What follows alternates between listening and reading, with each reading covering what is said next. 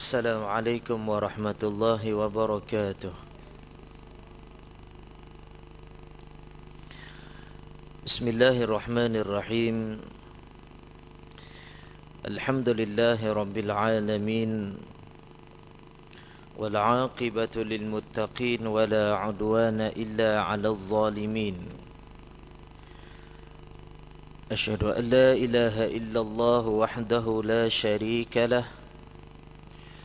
وأشهد أن سيدنا محمدا عبده ورسوله اللهم صل وسلم على سيدنا محمد وعلى آله وصحبه أجمعين قال رب اشرح لي صدري ويسر لي أمري واحلل عقدة من لساني يفقه قولي سبحانك لا علم لنا إلا ما علمتنا إنك أنت العليم الحكيم اللهم افتح علينا فتوح العارفين وارزقنا فهم النبيين اللهم فقهنا في الدين وعلمنا التأويل اللهم اجعلنا من الذين يستمعون القول فيتبعون أحسنه ربي يسر ولا تعسر ربي تمم بخير أما بعد.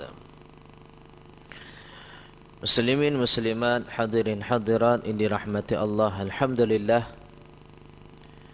kita bersyukur kepada Allah Subhanahu wa taala kerana pada malam ini masih lagi diberikan kesempatan oleh Allah Subhanahu wa taala kepada kita semua dapat kita hadir untuk melaksanakan salat fardu maghrib. Dan seterusnya kita dapat hadir, kita dapat duduk di dalam halaqah majalisul ilm yang Allah Subhanahu wa taala letakkan di dalamnya penuh dengan rahmat dan keberkatannya. Allah Subhanahu wa taala letakkan di dalamnya keampunan bagi mereka yang duduk di dalam majlis tersebut.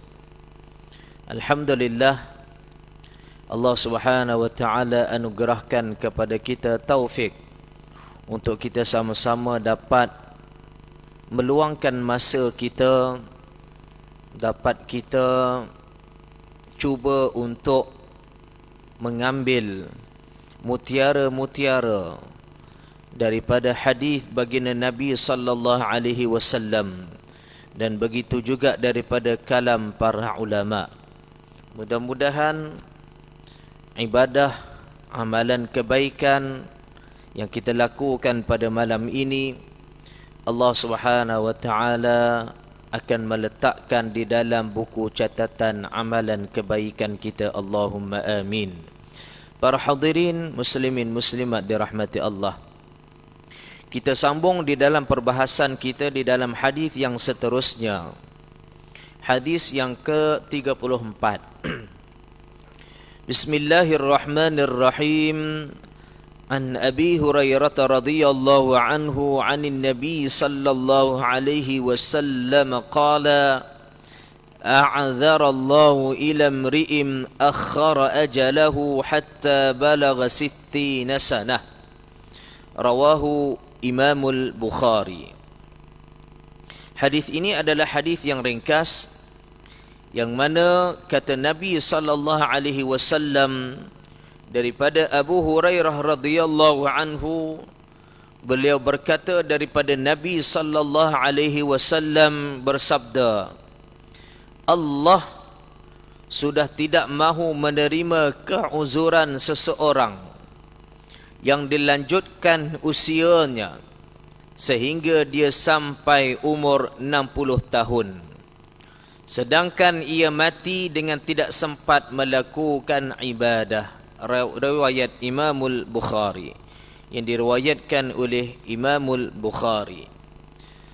Para hadirin muslimin muslimat dirahmati Allah, kata Nabi sallallahu alaihi wasallam kepada kita berkaitan tentang seseorang yang mana apabila telah mencapai usia 60 tahun, yang mana apabila usia itu telah sampai kepadanya, tetapi dalam masa yang sama dia adalah manusia yang tidak melakukan amal ibadahnya.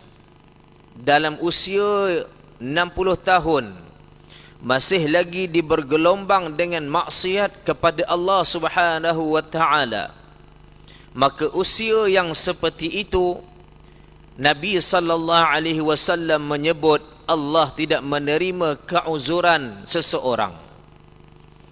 Yang mana umur 60 tahun ini adalah umur yang mana dia semakin hampir untuk bertemu dengan kematian. Umur 60 tahun adalah usia yang disebut sebagai usia tua, yang digambarkan oleh Imam Al-Haddad di dalam kitabnya berkaitan tentang peringatan umur insan, yang mana usia 60 tahun ini adalah usia tua, yang sepatutnya dengan usia 60 tahun itu dia banyak melakukan amal ibadahnya kepada Allah Subhanahu wa taala. Dengan usia 60 tahun sepatutnya disibukkan dengan amalan-amalan kebaikan, melakukan ibadah salat secara berjamaah, berzikir kepada Allah, banyaknya membaca Al-Quran, banyaknya melakukan salat-salat sunat, banyaknya melakukan amalan sedekah.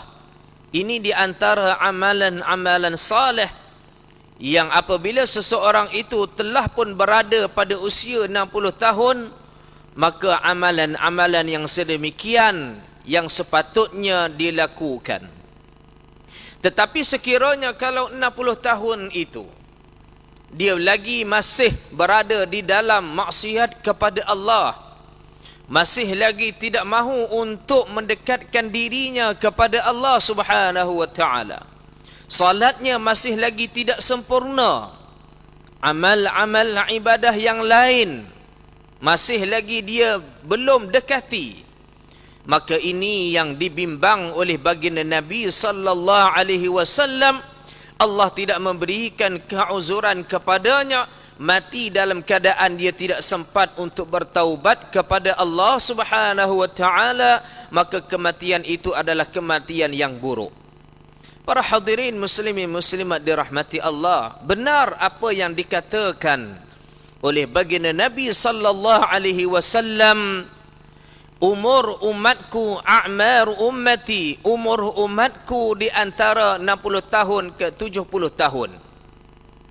60 tahun inilah usia yang kebanyakan manusia bertemu dengan kematian. Baginda Nabi sallallahu alaihi wasallam sendiri usianya 63 tahun.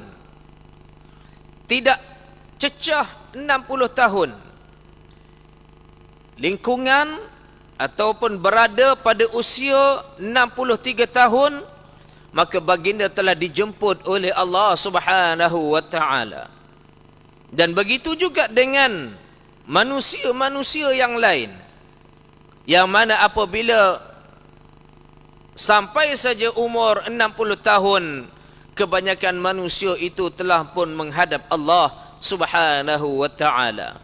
Maka para hadirin muslimin muslimat dirahmati Allah, apabila seseorang itu telah pun mencapai usia 60 tahun, maka yang diperintahkan kepadanya adalah untuk memperbanyakkan melakukan ibadah kepada Allah dan memperbanyakkan melakukan amalan saleh. Banyakkan kita beristighfar kepada Allah. Banyakkan kita membaca Al-Quran, berzikir kepada Allah Subhanahu wa taala, supaya apabila kita bertemu dengan kematian, kematian itu adalah kematian yang baik untuk diri kita. Sebagaimana kita meminta kepada Allah di dalam doa kita, Allahumma khtim lana ya Allah bihusnil khatimah.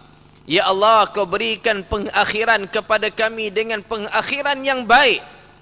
Dan kita minta dalam masa yang sama supaya tidak diberikan pengakhiran yang buruk kepada kita.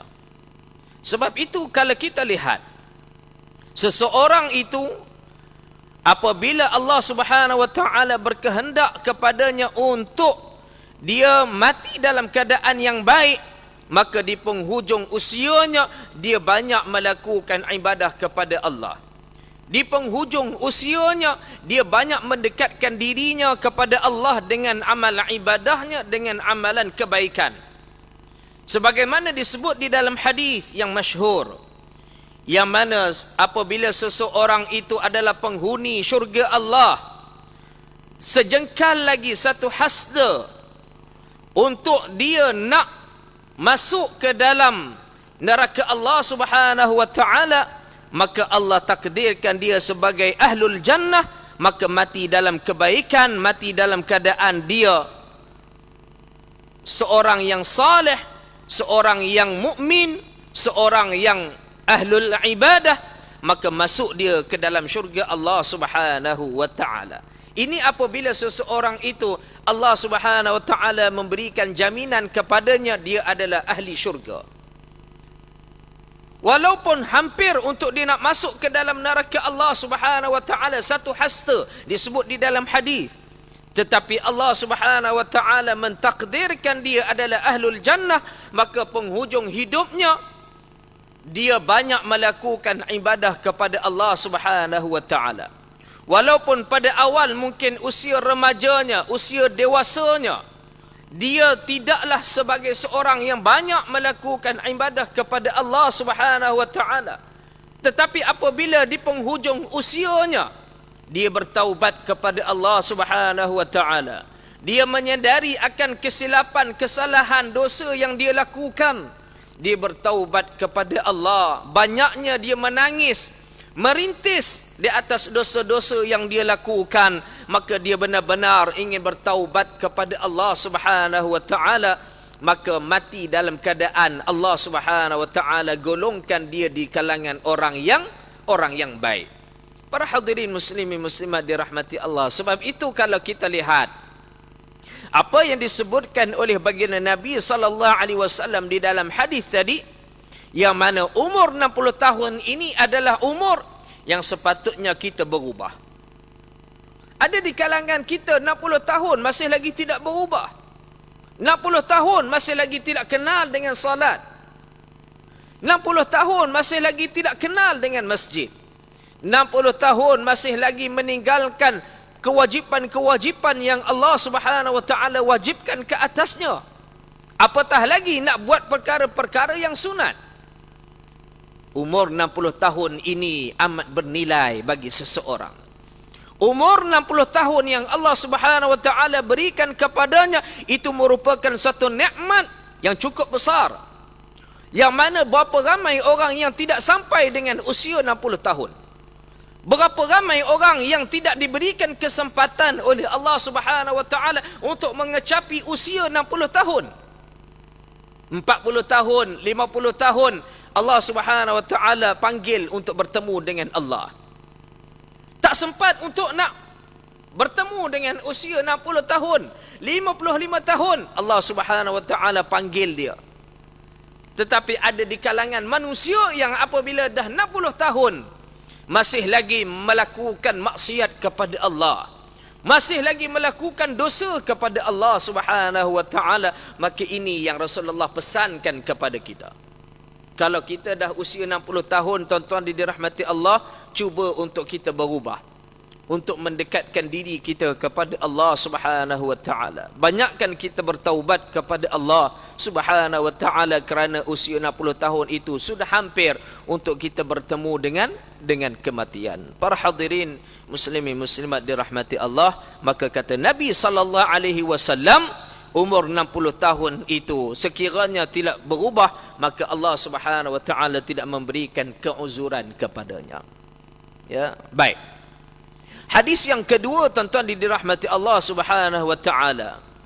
An Abi Hurairah radhiyallahu anhu qala qala Rasulullah sallallahu alaihi wasallam akthiru min dhikri hadhimil ladzat ya'ni al-maut. Rawahu Imam Tirmizi. Daripada Abu Hurairah radhiyallahu anhu, beliau berkata Rasulullah sallallahu alaihi wasallam bersabda, perbanyakkanlah olehmu mengingati sesuatu yang memutuskan segala kelazatan. Perbanyakkanlah olehmu mengingati sesuatu yang memutuskan segala kelazatan, ya'nil maut, yakni kematian. Nabi sallallahu alaihi wasallam pesankan kepada kita, perbanyakkan kita untuk mengingati kematian. Kerana kematian ini dia akan memutuskan segala kelazatan. Orang yang apabila dah bertemu, hampir bertemu dengan kematian, maka tidak ada perkara yang lazat untuk dirinya. Orang yang sudah hampir bertemu dengan kematian, diberikan kepadanya, disajikan kepadanya kenikmatan-kenikmatan dunia, maka semua itu tidak memberikan apa-apa kepadanya. Tidak memberikan kegembiraan kepadanya, tidak memberikan kelazatan kepadanya. Kerana saat itu kematian sudah hampir untuk bertemu dengannya. Kematian sudah hampir untuk menjemputnya. Maka kematian inilah yang perlu kita mengingatinya. Banyakkan mengingat akan kematian. Kenapa tuan-tuan dirahmati Allah Subhanahu wa taala, baginda perintahkan kepada kita untuk memperbanyakkan mengingati akan perkara yang memutuskan kelazatan? Kerana dengan kematian ini tuan-tuan dirahmati Allah, memberikan kepada manusia itu kesedaran yang mana saat ketika mana dia lupa kepada Allah Subhanahu wa taala, saat ketika mana dia sedang bergelombang dengan dosa, saat ketika mana dia sedang menikmati kemewahan-kemewahan dunia, apabila dia ingat akan kematian, maka pada ketika itu dia rasa untuk nak berubah.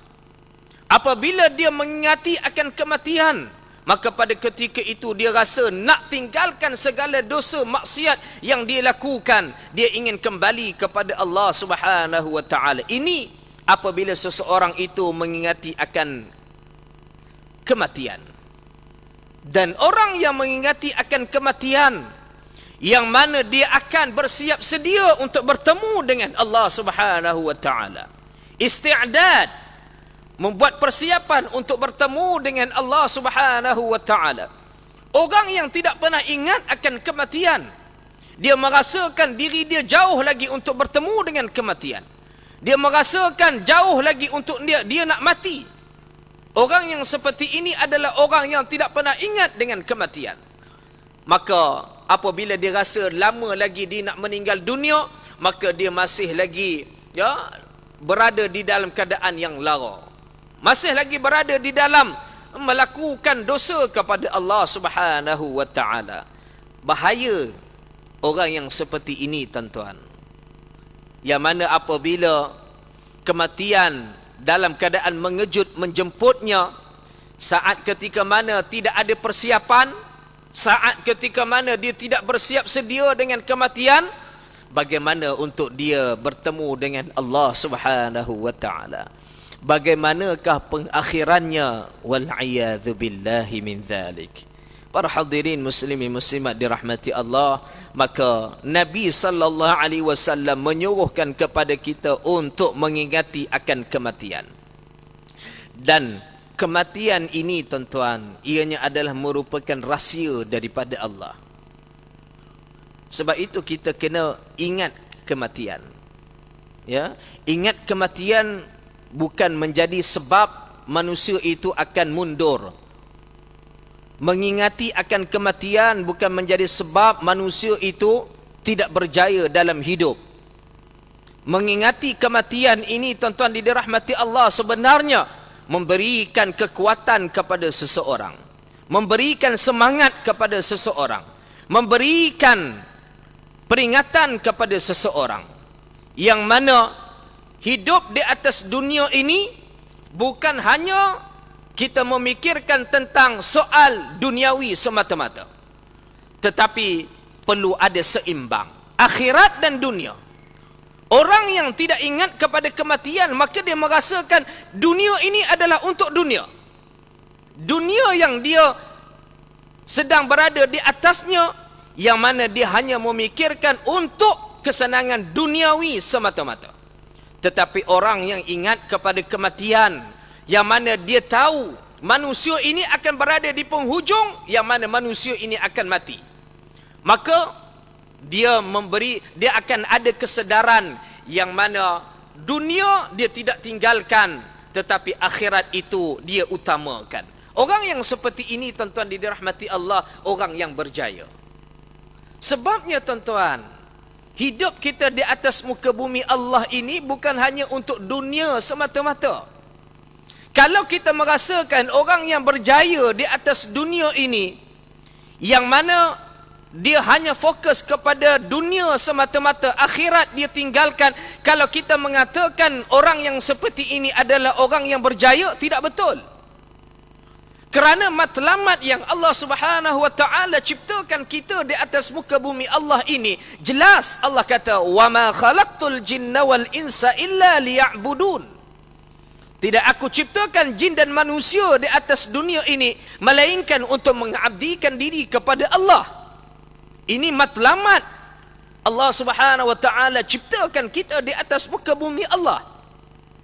Maka kalau kita merasakan hidup kita di atas dunia ini hanya untuk kita fokus kepada duniawi kita ataupun kemewahan dunia semata-mata, maka kita telah tertipu dengan kemewahan dunia. Sebab itu Allah Subhanahu wa taala pesan kepada kita, Darul Qarar, negeri yang kekal, iaitu di hari akhirat nanti. Adapun dunia ini bukanlah negeri yang kekal. Dunia ini adalah tempat persinggahan kita. Kalau kita bermusafir, tuan-tuan, yang mana kita nak pergi ke satu tempat, tempat itu kita tidak bermukim. Tempat itu hanya sekadar untuk kita singgah, ataupun kita berada beberapa hari, beberapa minggu, beberapa bulan. Tetapi kita akan kembali kepada tempat asal kita, ataupun kampung kita, ataupun rumah kita, destinasi tempat kita tinggal. Kita tidak akan duduk lama di sana. Maka begitulah keadaan dunia ini, tuan-tuan, sebagai tempat persinggahan. Yang mana negeri yang kekal abadi kita adalah akhirat. Apabila kita berada di atas dunia ini, tuan-tuan dirahmati Allah, kita tidak boleh hanya merasakan kemewahan dunia ini adalah merupakan milik mutlak kita.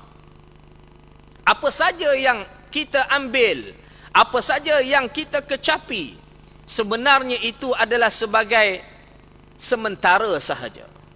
Yang kekal abadi, yang diberikan jaminan kejayaan ketika mana kita berada di hari akhirat nanti, dalam keadaan yang mana Allah redha kepada kita.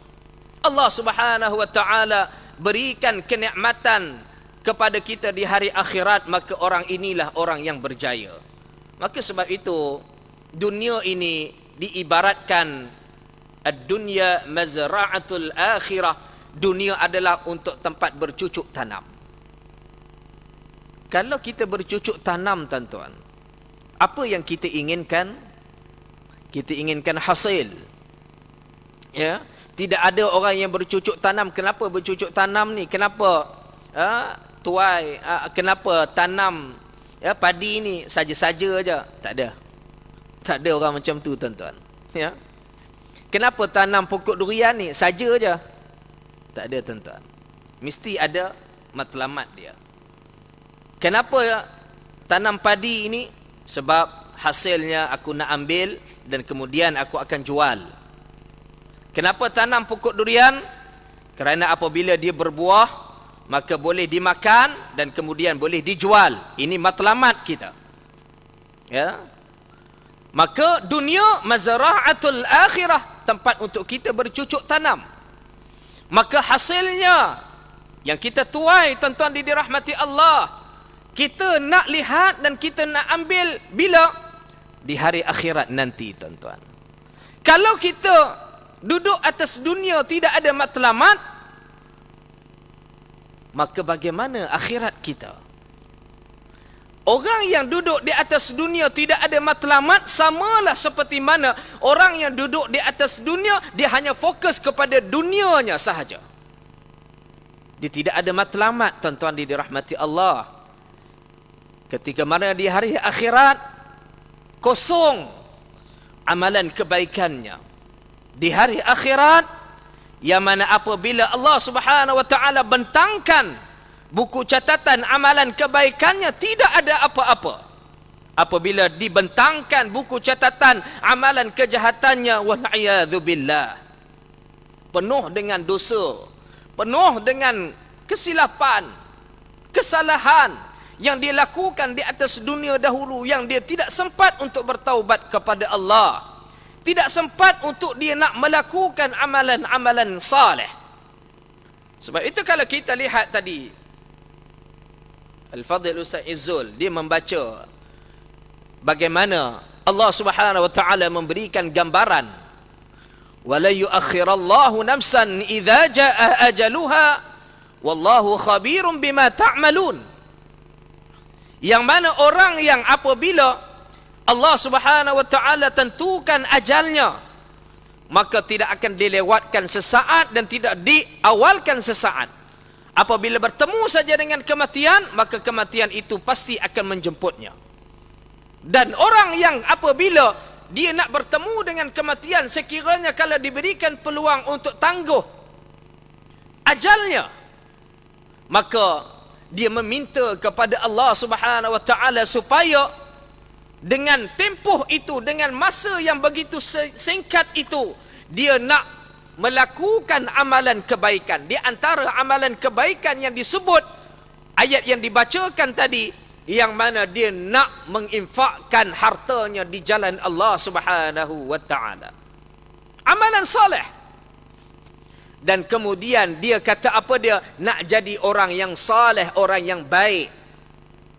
Tetapi tuan-tuan, Allah Subhanahu wa taala tidak mengizinkan untuk ajalnya ditangguh, kerana Allah Subhanahu wa taala sebut, walikulli ummatin ajal idza jaa ajaluhum la yastakhiruna sa'atan wa la yastaqdimun. Bagi setiap umat itu adanya tempoh ataupun ajal, maka apabila datangnya ajal kepada mereka, tidak dilewatkan sesaat dan tidak diawalkan walaupun sesaat.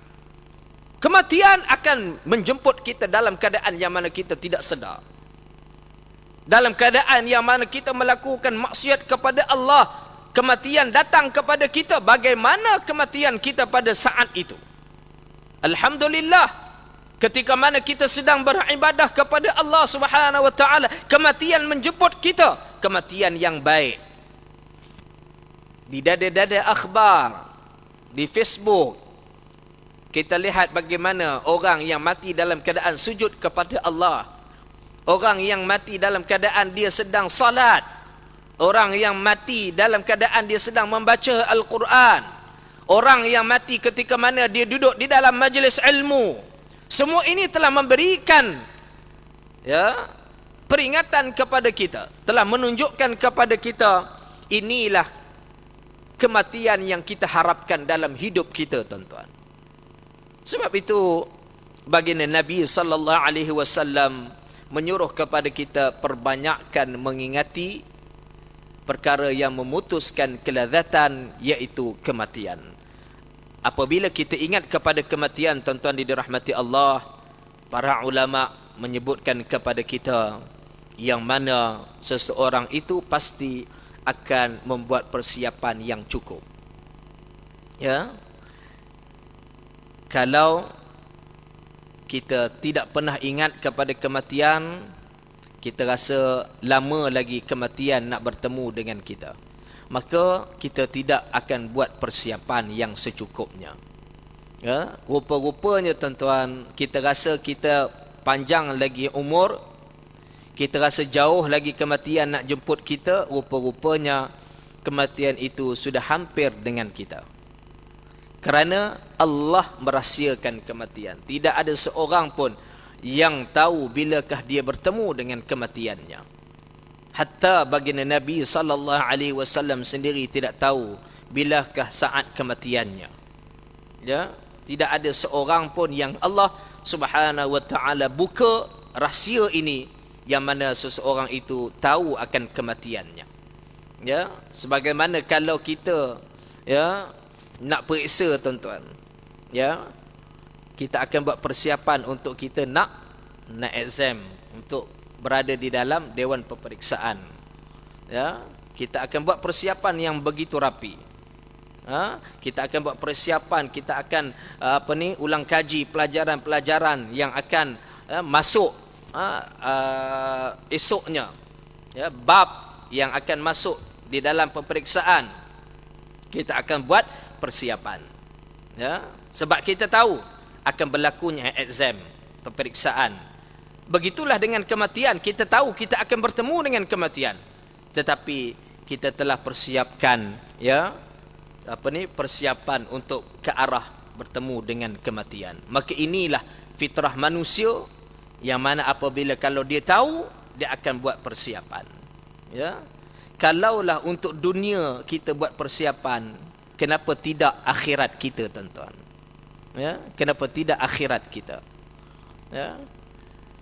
Sudah tentu, tuan-tuan yang dirahmati Allah Subhanahu wa taala, seseorang yang leka, yang lalai daripada membuat persiapan kematian adalah disebabkan penyakit al-wahan. Tuan-tuan yang dirahmati Allah, kata Nabi sallallahu alaihi wasallam, ya'ti 'alan nasi zamanun, akan datang satu zaman yang mana dia akan berada di dalam penyakit al-wahan. Kata Nabi sallallahu alaihi wasallam, akan ditimpa satu umat itu ataupun satu zaman yang mana mereka akan berada di dalam penyakit al-wahan. Maka kata para sahabah ataupun bertanya kepada para sahabah, bertanyanya sahabah kepada baginda, ya Rasulullah, apakah penyakit al-wahan? Maka kata Nabi, hubbud dunya wa karahiyatul maut, berlebihan dalam cinta kepada dunia dan benci kepada kematian. Inilah penyakit yang menyebabkan manusia itu dia tidak mengingati kematian. Dia tidak mahu ingat kepada kematian. Bukan tak ingat kepada kematian, bahkan dia benci untuk mengingati kematian. Allahu Rabbi, tuan-tuan. Hubbud dunya, berlebihan dalam mencintai dunia. Berlebihan dalam mencintai dunia lah menjadi penyebab penyakit yang mana seseorang itu tidak cinta kepada akhirat. Apa saja yang dia lakukan semua untuk dunia. Apa saja yang dia buat dalam hidupnya adalah semata-mata untuk dunia. Allah. Berniaga sehingga adanya berlaku penipuan, penindasan, kezaliman, mengambil jalan yang tidak dibenarkan oleh syarak. Ini disebabkan apa dia? Hubbud dunya, berlebihan di dalam cinta kepada dunia. Islam tidak menghalang untuk seseorang itu berniaga. Islam tidak menghalang seseorang itu untuk menjadi kaya, tetapi biarlah ianya dari jalan yang dibenarkan oleh syarak. Orang yang seperti ini apabila dia berniaga, dia ingin menjadi kaya, tetapi dalam masa yang sama mengikut kepada saluran-saluran yang dibenarkan oleh syarak, maka orang yang seperti ini orang yang ada imbangan dunia dan akhirat.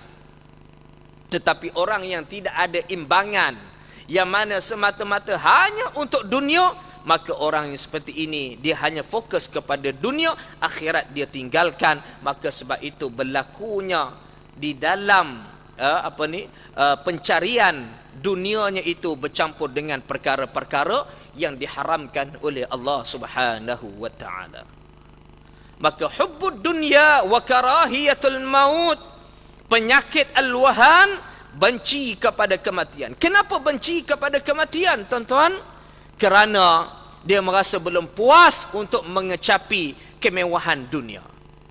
benci untuk bertemu dengan kematian. Kerana apa dia? Kerana harta yang dia kumpul itu akan dapat kepada orang lain. Kita sebut di dalam hadis yang bulan lepas kan tuan-tuan, yang kita bahaskan dalam hadis pada pertemuan kita yang lepas, yang mana harta yang kita tinggalkan itu, yang mana harta yang kita kumpul, kemudian apabila nak bertemu dengan kematian, maka kita mengatakan fulanun kadza wa kadza, harta ini untuk fulan, harta ini untuk fulan. Kita sebut dalam hadis pertemuan kita yang lalu, tuan-tuan dirahmati Allah, harta yang kita kumpul, yang kita cari, sebenarnya harta itu bukanlah milik kita dan kita akan berikan kepada orang lain. Ya, walaupun kita tidak niatkan, maka harta itu akan berpindah kepada orang lain. Kita akan bertemu dengan kematian dan kita akan tinggalkan harta itu. Kita tidak akan bawa ke dalam kubur, tuan-tuan dirahmati Allah. Ya, kaya macam mana sekalipun, maka kita akan tinggalkan. Ya, baru ni siapa? Kuwait ke apa? Allahu Akbar. Ya, siapa pemimpin yang kaya? Kuwait ke Qatar ke? Lupa dah itu. Yang meninggal baru dia, lebih kurang dalam sebulan yang lepas. Ya, UAE. UAE. Presiden ataupun raja. Subhanallah. Kaya tuan-tuan dirahmati Allah, tetapi kekayaan itu tidak akan dibawa.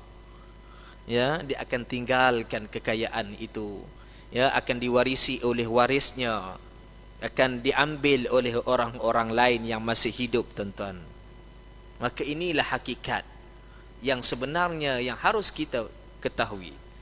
Ya, apabila seseorang itu benci kepada kematian, maka orang yang seperti ini telah mempunyai penyakit al-wahan yang dikatakan oleh baginda Nabi sallallahu alaihi wasallam. Baik, para hadirin muslimin muslimat dirahmati Allah, maka perbanyakkan kita untuk mengingati kematian.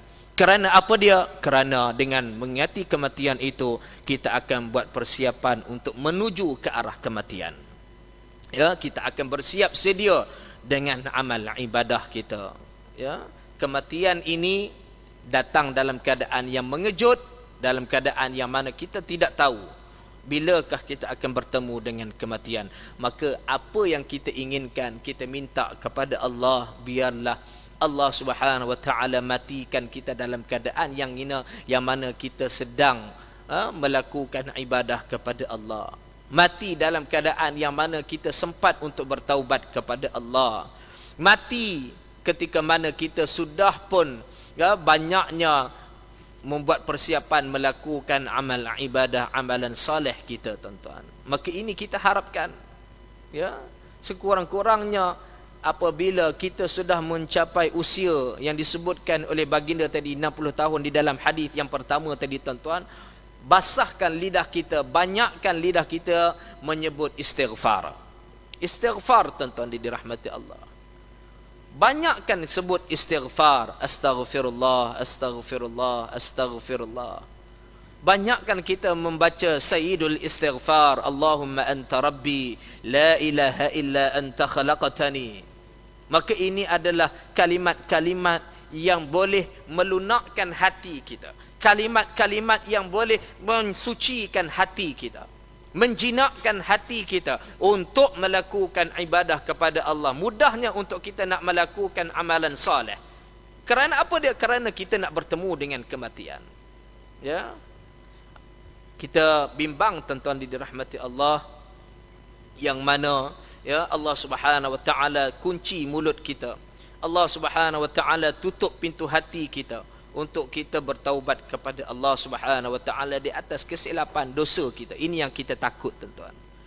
Mudah-mudahan Allah Subhanahu wa taala ya bersihkan hati kita. Allah Subhanahu wa taala sinari cahaya di dalam hati-hati kita untuk kita mudahnya melakukan melakukan ibadah kepada Allah dan begitu juga dengan melakukan amalan saleh. Baik, para hadirin muslimin muslimat dirahmati Allah, maka Nabi ingatkan kepada kita, banyakkan kita mengingati akan kematian, ya, kerana kematian itulah yang akan memutuskan segala kelazatan. Para hadirin muslimin muslimat dirahmati Allah Subhanahu wa taala, insya-Allah kita akan sambung di dalam hadis yang seterusnya. Cukup dengan kita membaca dua hadis pada malam ini. Yang pertamanya berkaitan tentang azan agak. Azan. Berkaitan tentang umur 60 tahun, ya. Dan yang keduanya berkaitan tentang hadis perbanyakkan kita mengingati akan kematian. Mudah-mudahan dengan perkongsian dua hadis ini, ya, untuk diri saya dan begitu juga kepada tuan-tuan dirahmati Allah, ya, sama-samalah kita, ya, memperbanyakkan melakukan amalan saleh. Kerana Nabi pesan kepada kita, ya, kata Nabi sallallahu alaihi wasallam, ya, hidup, ya, apa kata Nabi sallallahu alaihi wasallam, Allahumma salli ala Muhammad, i'mal lidunyaka ka'annaka ta'ishu abada. Ya, beramallah untuk dunia kamu seolah-olah kamu akan hidup selama-lamanya.